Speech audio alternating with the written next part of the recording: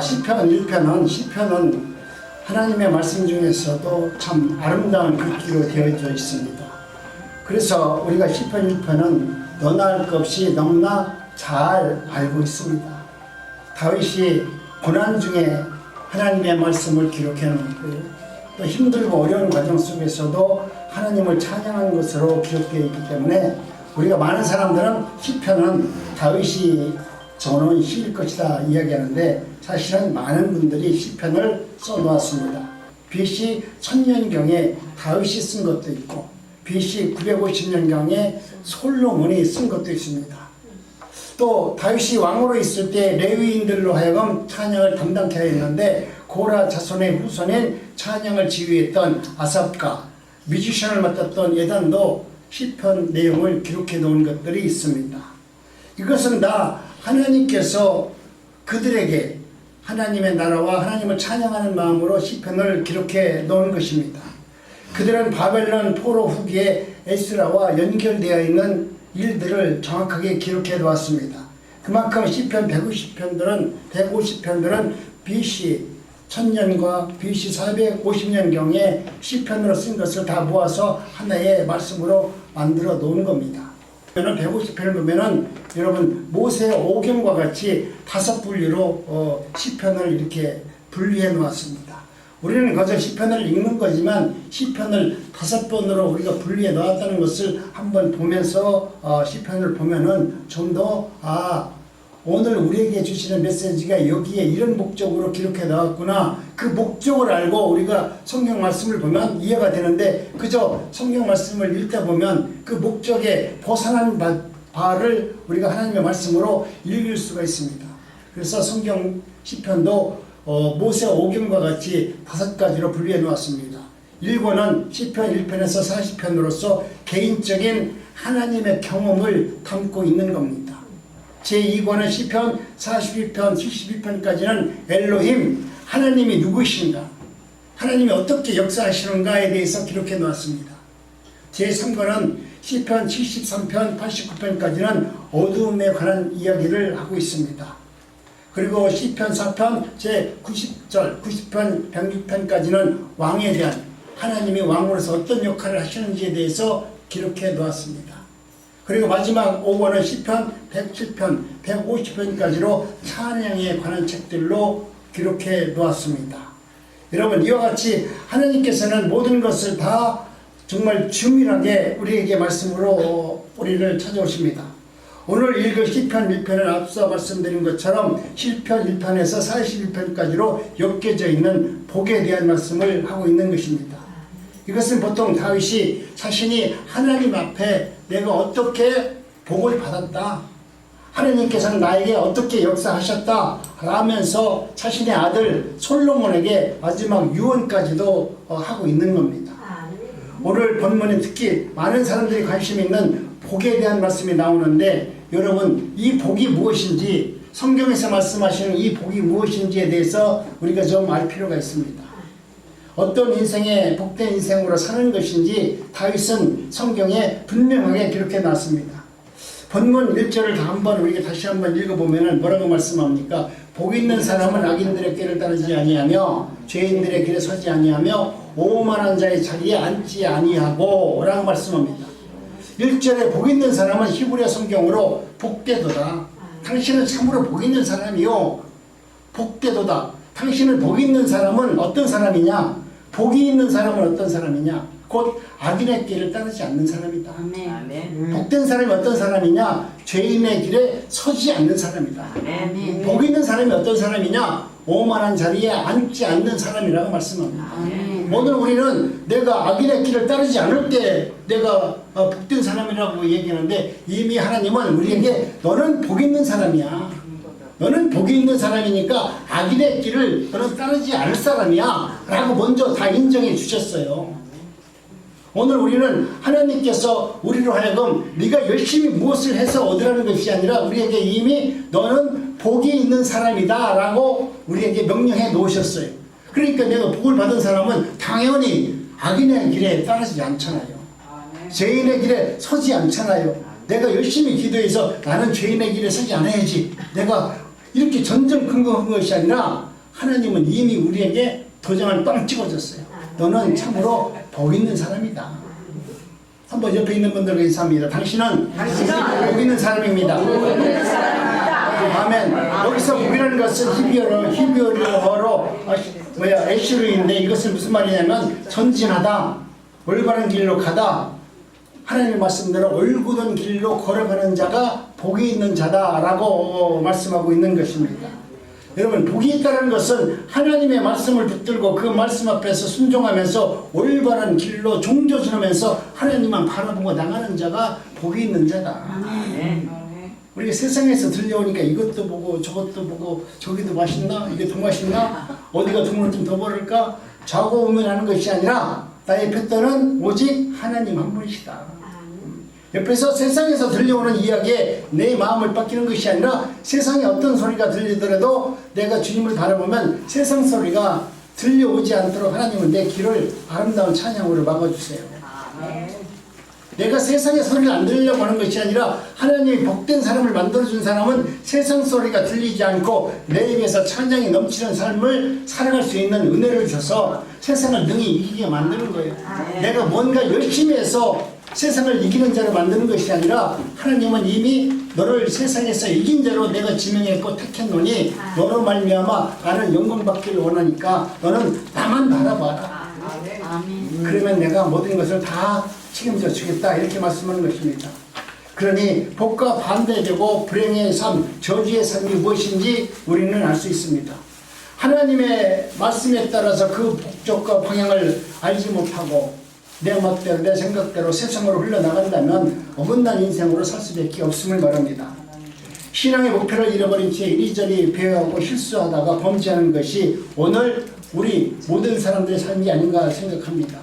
그래서 성경은 우리에게 말씀합니다. 마태복음 5장 1절로 10절에서 복에 대해서 말씀하는데 이 복도 오늘 마태복음 5장의 말씀처럼 똑같은 복을 이야기하는데 이 복에 대해서 우리 한번 천천히 한번 합독합니다. 시작. 심령이 가난한 자는 복이 있나니 천국이 저희 것이며 애통하는 자는 복이 있나니 그들의 위로를 받을 것이며 온유한 자는 복이 있나니 그들의 땅의 기업으로 받을 것이며 의에 쫓고 목마른 자는 복이 있나니 그들이 배부를 것이며 긍휼히 여기는 자는 복이 있나니 그들이 긍휼히 여김을 받을 것이며 마음이 청결한 자는 복이 있나니 그들이 하나님을 볼 것이며 합격하는 자는 복이 있나니 그들이 하나님의 아들이라 일컬음을 받을 것이며 의를 위하여 박해를 받는 자는 복이 있나니 천국이 그의 것입니다. 참 복에 대해서 말씀하는데 이 복은 한결같이 하나님은 똑같은 복을 이야기합니다. 여기에서는 이런 것이 복이 있다 얘기하는 것이 아니라 하나님께서 말씀하시는 복은 여러분 똑같습니다. 물론 구약에서 복이라는 것은 부귀와 장수의 복을 가르칠 때도 있었습니다. 그러나 우리가 살면서 경험했듯이 부와 귀와 장수가 내 마음이 올곧고 내가 바르게 살고 내가 정직하게 살았을 때 부와 귀와 장수가 나에게 복이 있는 것이지, 내면은 어긋나 있고 내 삶은 남들한테 핍박과 조롱을 하면서 나만 내 자신만 먹고 살면서 내가 정도를 걷지 못하면서 부와 건강이 있고 명예가 있으면 뭘 겁니까? 그것을 가지고 반드시 그런 나쁜 짓을 할 겁니다. 우리 하나님께서 우리에게 말씀하시는 것은 너희가 부와 귀와 장수는 너희의 내면이 올바로 되어졌을 때 큰 복이 되지만 오히려 그 많은 물질과 권력과 권세를 가지고 있으면서 네 내면이 온전치 못하면 그것은 오히려 더 불행한 것이다 라고 말합니다. 그렇기 때문에 저와 여러분들은 오늘 우리의 삶 속에서 나의 내면을 잘 다스릴 수 있는 은혜가 있어야만 되는 것입니다. 얼마 전에 신문에 보니까 미성년자가 이제 2천만 원까지 우리가 부모가 증여를 하더라도 증여세를 안 낸대요. 5천만 원을 줘도 이제 증여세를 안 낸다고 합니다. 그런데 여러분, 아무런 삶의 목표도 없는 내 자녀 어린아이에게 2천만 원을 주면 지금 청소년들한테 너 이거 갖고서 앞으로 장가 갈 때 미천 삼아라 2천만 원 주면 그 어린애가 그 2천만 원을 갖고 잘 살까요? 유지 못하지. 엉뚱한 됐어. 그렇죠. 유지를 못. 우리 어르신들은 그것이 올바로 쓰지 않는다는 것은 다 알잖아요. 아니 올바로 쓸 수 없도록 이 사회가 만들어져 있어요. 그런데 내가 직장 생활을 하고 정말 월세를 얻어서 열심히 살아가면서 조금씩 돈을 모은 사람한테 아버지가 그래도 열심히 살고 있으니까 너 5천만 원 갖고 장가도 가고 그래야 되겠다 하면서 준다면 그 아들에게는 오히려 그 돈은 살림 미천이 될 수 있습니다. 그렇기 때문에 오늘 우리는 하나님의 은혜 가운데 저와 여러분들이 내 내면의 세계가 다뤄지지 않는 상태에서 내 안에 욕심이 가득한 상태에서 내 필요에 의해서 여러분 장수하고 복달라고 하나님의 은혜 달라고 구하면 그것은 전부 다 올바르게 쓸 수 없다는 거예요. 진정으로 여러분이 하나님의 말씀 가운데 사는 자라면 내가 하나님의 말씀으로 충만하게 채워져서 그 말씀이 흘러넘쳤을 때 하나님이 나에게 어떤 것을 던져주더라도 그 모든 것은 다 복으로 흘러나가고 은혜로 흘러나가고 모든 사람들과 협력해서 하나님의 뜻을 이룰 수 있는 능력의 삶을 살도록 허락하여 주는 것입니다. 그렇기 때문에 오늘 저와 여러분들에게는 오늘 우리들이 하나님의 은혜 가운데 살아가려면 내면의 세계를 잘 다스릴 수 있는 은혜자가 되어야 됩니다. 나는 하나도 변한 것이 없는데 늘 상대방이 잘못했다고 얘기했잖아요. 근데 보면은 한번 뒤집어 놓고 보면은 제일 나쁜 놈은 나야. 상대방이 나쁘다고 얘기하잖아요. 나를 뒤집어 보면 내가 그놈보다 훨씬 더 나쁜 놈이야. 그런데 우리는 그걸 모르잖아요. 꼭 언제나 나는 당신이 그렇게 않기 때문에 나는 못해. 안 할 거야. 네가 이렇게 안 하면 내가 용서 안 할 거야. 여러분 그런 마음이 우리에게 있는 것입니다. 그런데 오늘 다윗은 솔로몬에게 우리에게 아주 알아듣기 쉽게 말하는 유언의 말씀을 합니다. 다윗이 인생 70이 되어서 하나님의 품에 안길 날이 다가오자 지금 다윗은 솔로몬에게 유언을 합니다. 솔로몬이 20대의 왕위에 올랐으나 죽을 날이 얼마 남지 않았으니까 얼마나 힘들겠어요. 자기는 인생을 70까지 살아오면서 내가 하나님 앞에 부름을 받아서 내가 왕으로 이어졌고 왕으로서 한나라를 경험하는데 얼마나 어려운 문제가 있는지 생각해 보니까 그 아들이 겨우 20세밖에 안 됐으니까 다윗 입장에서도 이게 보통 문제가 아니잖아요. 그런데 솔로몬에게 다윗이 뭐라고 유언하냐면 이 유언의 말씀을 여러분들이 잘 들어보셔야 돼요. 그리고 여러분들도 사랑하는 자녀들에게 이런 유언을 할 수 있어야 돼요. 무슨 말씀이냐? 다른 것이 아니라 하나님의 은혜 가운데 이런 자들이 되어라라는 말씀입니다. 다윗이 죽을 날이 임박함에 그의 아들 솔로몬에게 명령하여 이르되 내가 이제 세상 모든 사람들이 가는 길로 가게 되었노나니 너는 힘써 대장부가 되고 내 하나님 여호와의 명령을 지켜 그 길로 행하여 그 법과 계명과 율례와 증거를 모세의 율법에 기록한 대로 지킬지니라. 그리하면 내가 무엇을 하든지 어디로 가든지 형통하리라. 여기서 보니까 딴 거 말한 것이 없잖아요. 너는 세상에 내가 지금 죽을 대로 남들이 다 가는 마지막 죽음의 길로 내가 가는데 너는 힘써 대장부가 되어라. 뭡니까? 한나라를 지키는 정직한 사람이 되어라. 그리고 여호와의 명령을 지키라는 겁니다. 그 법과 계명과 율례 그 증거를 모세가 준 하나님의 말씀을 너는 지키기만 하면 그리하면 하나님께서 네가 무엇을 하든지 어떤 일을 하든지 하나님께서 네가 어디로 가든지 하나님은 너를 형통한 사람으로 만들어줄 것이다. 이런 유언을 합니다. 다윗은 이제 곧 하나님께서 자신을 데려가신다는 것을 알고 솔로몬을 불러서 이렇게 유언을 한 것입니다. 내가 세상 사람들이 다 가는 길로 가는데 나는 곧 멸망할 것이다. 나는 죽을 것이다. 그러나 너는 힘써 대장부가 되라. 힘써 사람다운 사람이 되라는 겁니다. 사람들에게 저 인간은 힘은 있는데 대통령은 됐는데 한나라 왕은 됐는데 하는 것을 보니까 이것은 왕 같지가 않다. 그런 것이 아니라 정말 모든 사람들에게 인정받는 왕이 되는 것이 하나님의 뜻이라고 말합니다. 그 길은 하나님의 명령 곧 하나님의 말씀의 길로 향하는 것이다. 네가 행하는 것은 네 지식으로 행하는 것이 아니라 하나님이 너에게 준 그 율례와 법도와 그 규례를 지키고 그 말씀을 지키고 행하는 것이고 그것을 선포하는 것이다 라고 말씀합니다.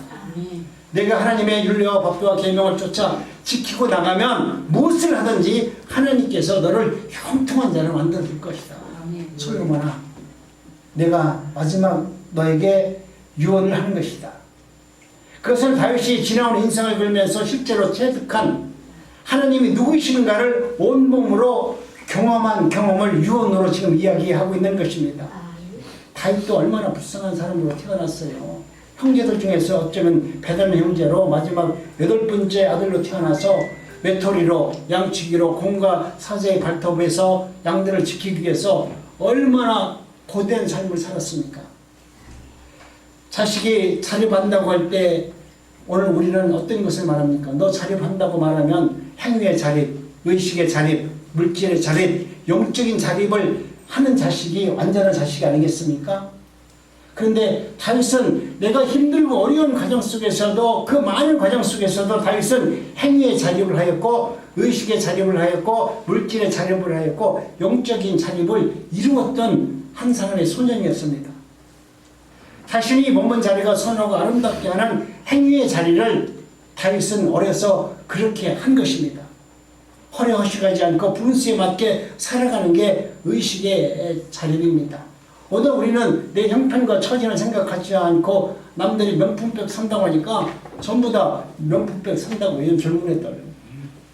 남들이 좋은 차 사니까 저 옆집에서 보니까 별것도 아닌데 좋은 차 타니까 나도 그 차 타야 된다는 거예요. 안 타니까 이거 하나님 어디 계시냐 기분 나쁘다는 거죠.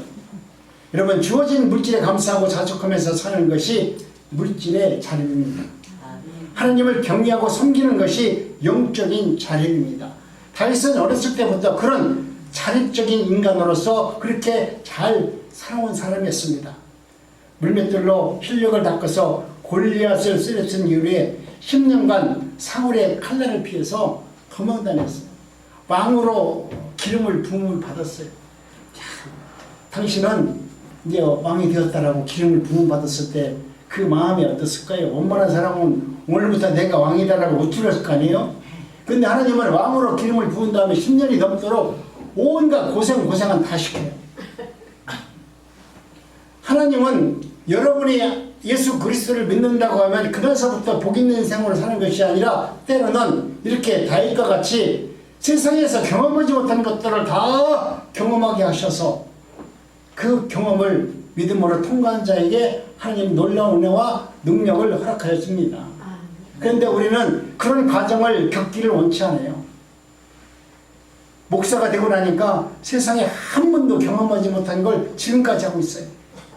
하나님은 나에게 하나님께서 목사를 만들어줬으면 폼도 나고 좀 이렇게 해야 되는데 늘 하나님은 내가 경험하지 못했던 내가 늘 실패했던 그 자리로 나를 끌고 가서 네가 얼마나 나쁜 놈인가 얼마나 죄인인 것을 알게 해주셔서 하나님의 말씀 앞에 겸손한 자로 서로 서기를 하나님은 원하십니다. 여러분 다윗은 자신의 인생에서 가장 비참한 것이 왕이 된 이후에 기름을 부은 이후에 10년 동안 유다 광야에서 모압 땅에서 블레셋 땅에서 숨어들면서 미친 짓 하고요. 얻어먹는 거렁뱅이로 살았고요. 때로는 광야에 이슬을 머금고 광야에서 잠자리가 없는 그런 추움을 떨면서 죽을 고비를 넘겨가면서 그렇게 살아왔습니다. 그런데도 여러분 중요한 것은 다윗은 하나님을 향한 정조준한 시선을 놓치지 않고 말씀을 푯대로 붙들고 하나님께서는 반드시 하나님의 뜻을 나에게 이루시기 위해서 나에게 기름을 부으셨다라는 확실한 믿음을 가지고 여러분 자기가 할 수 있는 경험대로 하지 않았어요. 나를 따르고 나를 죽이려고 하는 사울을 내가 죽일 수 있는데도 불구하고 내가 사울을 죽이지 않고 이 죽음도 하나님께서 하실 것이다. 내가 사울을 죽이는 것이 하나님의 뜻이 아니고 하나님께서 처리할 건데 내가 지금 죽일 수 있는 그 순간이 왔으니까 이거 사울 죽이면 오늘서부터 고생 끝. 내가 행복한 사람으로 되고 내가 왕이 될 수 있는 절호의 찬스가 왔는데도 왕을 죽이지 않아요. 왜? 이것조차도 하나님께서 하실 겁니다. 그만큼 마지막까지 하나님을 신뢰하는 믿음이 여러분 삶 속에서 이루어지기를 원합니다. 그래서 우리 주님께서는 다윗을 놀라운 이스라엘의 왕으로 세워드는 것입니다. 그때 이스라엘은 물론 여러분 광야에서 얼마나 많은 일들을 경험했습니까? 그 경험을 통해서 자기가 왕이 된 이후에 블레셋과 전쟁에서 승리할 수 있는 지략을 짜게 만들고 그 승리를 통해서 하나님께 영광을 돌리는 정말 유대인들이 이스라엘 사람들이 가장 존경하는 왕으로 다윗이 서게 됩니다. 그 위에 가는 곳마다 그 전쟁에서 승리케 하여 주셨고 모든 궁적과 물질을 하나님께 올려드리는 다윗의 모습을 보게 됩니다. 여러분, 그렇지만 나이가 50세가 되어서 자기에게 주어진 왕의 책무를 망각한 채 왕궁에 거닐 때 밧세바를 보고서 범죄를 범하게 됩니다. 여러분, 오늘 우리도 하나님의 말씀대로 여러분이 깨어있지 않으면, 여러분이 생각만 까딱 잘못하면 날마다 지금 왕궁에 거리는 다윗과 같이 세상에서 우욕과 세상의 욕망과 욕심이 내 안에 들어요. 이것을 우리는 물리칠 힘이 없잖아요. 다윗도 못 물리쳤는데 우리가 물리칠 수 있어요? 그런데 나단이 찾아와서 하나님의 이름으로 책망할 때 그는 자복하고 통회하는 마음으로 자신의 삶을 하나님 앞에 내어드렸습니다. 여러분도 여러분 삶 속에서 날마다 잘못된 생각, 잘못된 판단, 잘못된 언어를 사용할 수 있습니다. 그러나 그 잘못을 여러분이 깨달을 수 있는 은혜를 하나님이 주셨을 때 여러분 깨닫는 자가 복이 있는 거예요. 나를 깨닫지 못해. 나는 용서하면 안 돼. 그것은이야말로 하나님을 경외하는 것이 아니라 하나님을 멸시하는 거예요. 누가 옆에서 아니 그렇게 해야 돼 라고 하면 여러분 내 생각대로 내 뜻대로 못하더라도 옆에 있는 분들이 그렇게 좋은 분들이 얘기한다면 맞습니다. 나는 못하더라도 하나님의 말씀이 그리하신다면, 그렇게 원하신다면 말하는 존재가 뭔데 내가 잘못했다고 왜 용서 구하지 못합니까? 그런데 여러분, 우리가 이 땅에 살면서 하나님의 말씀대로 택함을 받았고 반드시 우리는 천국 백성으로 하나님 만들어 줄 겁니다. 그러나 우리가 세상에서 범죄하면은 하나님께서는 오늘 다윗에게도 말씀했지만 10년 동안 다윗에게 하나님은 이 땅에서 보응을 받는 벌을 내리잖아요. 우리가 이것이 꼭 지금 내가 잘못하면 하나님께서 벌을 주신다는 그런 의미가 아니라 하나님께서는 구약에서 그렇게 하셨던 하나님이라는 것을 우리에게 지금 이야기하는 겁니다.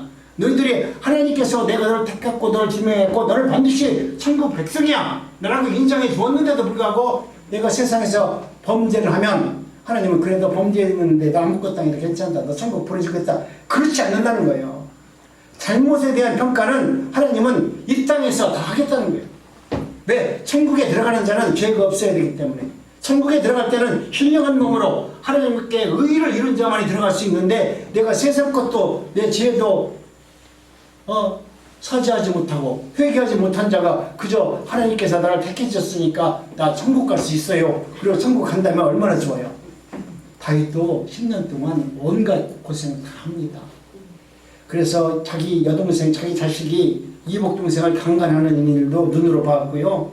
또 그 일로 이복 동생을 죽이고 그의 아들 다윗이 죽이겠다고 또 구데타까지 일으키고 정말 못 볼 걸 다 보게 하십니다.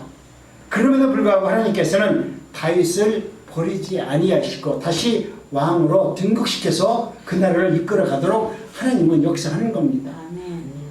그런 인생의 삶의 뒤안길을 돌아보면서 다윗이 솔로몬에게 말해주는 것은 바로 복 있는 사람은 어떤 사람이냐. 나는 이렇게 온갖 많은 일들을 겪으면서 하나님 앞에 정말 경험하지 못한 은혜도 받았지만 하나님으로부터 이렇게 무서운 매도 맞고 많은 것을 내가 경험했는데 솔로몬아 내가 너에게 해줄 수 있는 말이 있다. 이것은 뭐냐면 솔로몬아 네가 복 있는 사람으로 살 수 있는 길은 내가 인생에 행복하게 사는 길은 오직 하나님을 정조준하고 하나님을 바라볼 때 가능한 것이다. 솔로몬아 네가 사람다운 사람으로 살아갈 수 있는 길은 그것은 바로 내가 하나님의 말씀과 계명을 지키며 순종할 때 이루어지는 것이다. 솔로몬아 네가 진정으로 행복하게 살 수 있는 길은 오직 하나님의 말씀을 표대로 삼고 사는 길밖에 없는 것이다. 그때만 내가 어디서 누구를 만나든지 무슨 일을 하든지 너는 이 말씀대로 살아만 가면 너는 형통한 자가 될 수 있다라고 지금 다윗은 솔로몬에게 유언으로 말합니다. 여러분 오늘 우리도 우리의 삶 속에서 여러분이 사랑하는 자녀들에게 이러한 신앙의 말씀으로 교훈하고 또 유언할 수 있는 은혜가 있기를 원합니다. 다윗이 자기 인생을 겪으면서 솔로몬에게 마지막 해준 유언입니다. 그것은 다윗의 입술을 통해서 하나님께서 솔로몬에게 해준 유언이었습니다. 오늘 우리에게도 하나님께서는 성령을 통해서 우리에게 하나님의 뜻이 무엇인가 그 유언의 말씀을 우리에게 하고 있습니다. 그러나 우리는 그 말씀을 지금 듣지를 못해요. 부족한 종이 지금 말씀을 전하는 것이 여러분 하나의 말씀이 아니라 이것은 성령께서 어쩌면 여러분들에게 전하는 유언의 말씀으로 여러분이 들을 수 있어야 돼요. 야, 우리 하나님이 오늘 목사님을 통해서 이런 말씀을 유언으로 해주는 거구나. 그러니 진정으로 복 있는 사람은 어떤 사람인가를 내가 오늘 말씀을 통해서 반드시 나도 그와 같은 복 있는 사람이 되기를 원한다. 그 길은 오직 하나님을 향해 정조준하며 그분의 길에 이탈하지 않고 그분과 함께 동행하는 삶을 사는 것이 복 있는 자다라는 것을 여러분 아시기 바랍니다. 그 길에서 벗어나 이리저리 배회하고 방황하고 또 실수하고 어긋난 길로 들어선 것은 내가 하나님의 은혜 가운데 살다고 한다고 하지만 여러분은 그 길에 들어서지 아니하면 복을 발로 찬 사람에 불과한 것입니다. 그렇기 때문에 오늘 본문은 주님께서 우리에게 베풀고자 하는 은혜가 무엇입니까? 주님께서 저와 여러분 모두가 복된 인생을 누리는 은혜를 베풀기를 하나님은 원하신다. 오늘도 여러분에게 은혜 주기를 원하고 여러분의 복받아서 은혜 받는 그 은혜로 세상 가운데 승리자가 되기를 원하시는 하나님의 뜻이 담겨져 있습니다. 사랑하는 아들아, 또 사랑하는 내 딸들아, 젊은 두 명의 친구가 있었는데 한 친구는 세상으로 나가서 세상을 바라보았고 한 친구는 세상을 버리고 교회로 들어가서 기도했더니 하나님께서 그 인생을 복된 길로 만들어줬다는 것을 말씀드린 적이 있습니다. 그러나 다른 한 친구는 그 길에 들어서지 않고 자신이 원하고 자신의 뜻한 바를 이루기 위해서 세상에서 허다한 꿈과 욕망을 가지고 살았는데 그 인생은 여러분 막장 드라마를 쓰고 말았습니다. 여러분 과연 복된 인생으로 사는 비결이 무엇인지 오늘 말씀을 통해서 여러분이 알 수 있기를 간절히 원합니다. 하나님을 향해 정죄하며 사는 것이 하나님의 말씀을 이탈하지 않고 사는 것이 가장 복이 있는 사람이다. 솔로몬은 오늘 우리에게 말씀하지만 오늘 저와 여러분들도 그 말씀이 생명의 말씀으로 받아들이기를 원합니다. 아멘. 나는 세상 보지 않습니다. 하나님만 바라봅니다. 하나님을 바라보면 하나님을 바라보는 그 은혜와 그 역사 가운데 세상을 다스릴 수 있는 권세와 능력은 우리에게 자동적으로 주어지게 되어 있습니다. 신앙의 목표를 잃어버린 채 이리저리 배하고 실수하고 또 범죄하면서 사는 것이 여러분 얼마나 불행한 것입니까? 불행 속에서 태어난 다윗이었지만 하나님을 바라봤습니다. 정말 많은 시련과 역경이 있었지만 그 고난 가운데서도 하나님을 원망하지 않고 오직 하나님만 바라봤습니다. 10년이 넘게 사울의 칼날을 피해 도망자로 살 때 하나님의 말씀을 묵상하며 그 삶에서 이탈하지 않고 하나님을 경외하는 다윗을 우리는 보았습니다. 비록 50대 때 평안하고 안전할 때 그 간음죄로 인해서 침상을 눈물로 적시고 10년간 후유증으로 그다시 많은 어려움을 겪었지만 다시는 동일한 범죄를 저지르지 아니하였던 그리고 하나님의 말씀을 정조전하면서 살았던 다윗의 신앙이 오늘 우리들의 신앙 안에서 아무리 척박한 광야의 길이라 할지라도 이 뿌리를 하나님의 말씀 앞에 심겨 놓으면 여러분은 아무리 힘든 과정 속에 있다 할지라도 여러분의 삶은 충만한 삶으로 하나님께서 인도해 줄 겁니다. 지금은 광야 같은 세상에서 살고 있습니다. 환경은 풍족하고 먹을 것 많고 입을 것 많고 눈으로 화려하지만 여러분 이럴 때일수록 우리는 하나님의 말씀을 떠날 수 있는 유혹하는 것이 내 주변에 너무나 많이 있다는 겁니다. 옛날에는 보이는 것이 없었으니까 하나님만 보기가 좋았는데 여러분 눈만 뜨면 이제는 보는 것이 너무나 화려하고 너무나 맛있는 거 많고 너무나 이쁜 사람 많고 너무나 좋은 것들이 많아요. 그러다 보니까 내 마음 뺏길 일들이 많은데 광야 같은 세상에서 하나님을 붙잡고 살아가는 것이 인생의 푸른 풀밭 쉴만한 물가로 인도하는 하나님의 은혜를 받는 것입니다. 사랑하는 여러분, 하나님은 당신의 자녀들에게 복 주시기를 원하시는 하나님이십니다. 그만큼 하나님의 자녀들이 이 땅에 살아갈 때 양으로 생명을 얻게 하시고 더 풍성하게 얻게 하시는 하나님의 놀라운 은혜와 역사가 있습니다. 그 길을 걸을 때 어떤 일이 있어도 여러분 하나님을 향한 정조준을 하면서 말씀의 뿌리를 내리고 인생의 삶의 뿌리를 그곳에 두면서 살아가시기를 바랍니다. 우리 인생은 천국에 가는 그날까지 강해와 같은 길을 걸을 수밖에 없습니다. 이 땅에서 아무리 행복하다 할지라도 우리는 이 행복한 세상을 누릴 수 있을 만큼 그 마음의 믿음이 온전치 못할 때가 있습니다. 그러나 그 속에서도 오직 하나님을 향해 정조준하고 말씀을 붙들고 살아갈 때 하나님께서 부어주시는 부와 귀와 장세의 복을 누리는 주인공들이 여러분들이 되었으면 참 좋겠습니다. 내가 믿음 생활하면서 너무나 그 로또 복권처럼 한 번에 내 인생을 싹 바뀌는 걸 꿈꾸지 마세요. 그런 기적을 바라지 마세요. 여러분이 살아가는 일상이 하나님과 동행하면 하루하루 기적을 경험하면서 사는 겁니다. 그런데 우리는 한 번에 어떻게 안진명이 벌떡 일어나고 이런 기적을 보려고 하지만 내가 하루하루 살아가는 것이 참 기적입니다. 내 입으로 찬양한다고 생각하니까 얼마나 기적입니까?